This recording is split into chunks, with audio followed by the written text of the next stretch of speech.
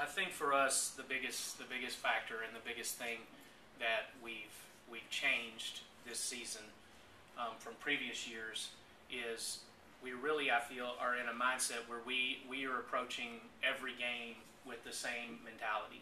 Whether we're playing North Carolina State or Cornell, we're taking the court with the same goals, with the same mentality as to what we're trying to accomplish on the court, offensively and defensively. Obviously, with every opponent, you have to make adjustments based on the personnel that you're playing and based on the strengths of the team that you're playing. But we really have started to embrace the identity of what it means to play Columbia basketball and be able to do that on a consistent basis. And the thing, honestly, that I'm really most pleased with is when I look back on our season in the 15 games that we've played. Honestly, the only bad half I can remember us playing is the second half at Nevada.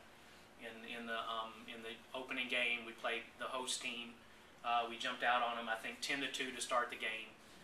We're really ready to play right from the beginning, and then Nevada came back. They made a little run. They went into the half of maybe about 6 or 8 points, something like that. And we just came out the second half and we're awful the second half of that game. But with the exception of that game, I feel like every other half that we've played this season has been a good, solid half of basketball, and our record is reflective of that. And so I'm very confident as we head into the rematch on Saturday that our team is going to continue to focus on controlling what we control and playing the way that we're capable of playing, and whether we're playing Cornell again or the next Ivy opponent, being prepared to take the court with that right kind of mentality.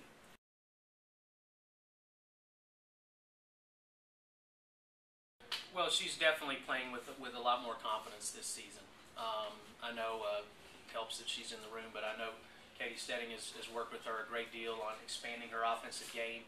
I think she's doing a really nice job now of being able to score facing. She's expanded her range to 3-point and has made several of those this season as well. When you have a 6'3" center that can knock down the three, it really spreads the floor and stretches the defense. But she has done a much better job, I think, of making solid low post moves when she gets the ball down low in a one-on-one scoring situation. She's making stronger moves. She's finishing at a higher clip. And I think that a lot of teams, and I think we're going to continue to see throughout the Ivy League season, whether a team is playing a zone or man-to-man, they're going to come in with the plan of doubling the low post catch, whether it's Lauren Dwyer or Judy Lomax. And sometimes I think it's easier preparation-wise if you're saying, okay, we're just going to double the catch, whoever it is, as opposed to always having to try and pick and choose. But I anticipate seeing a lot of double teams the rest of the season.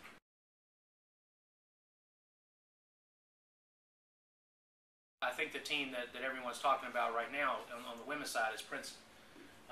Because they set a school record with the 12-2 record in their pre-conference.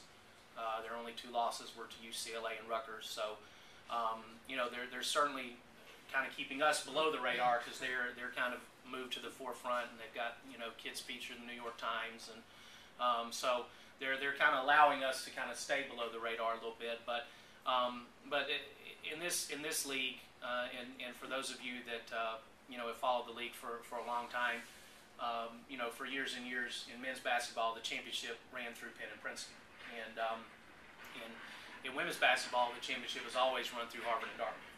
And frankly, that hasn't changed. And I don't think that that you can really even look at the preseason as an indicator of anything, to be honest, because Harvard went into their meeting with Dartmouth at 9-4. Dartmouth went into the meeting 4-9, and Dartmouth wins by 1 point in a game that's 45-44 final.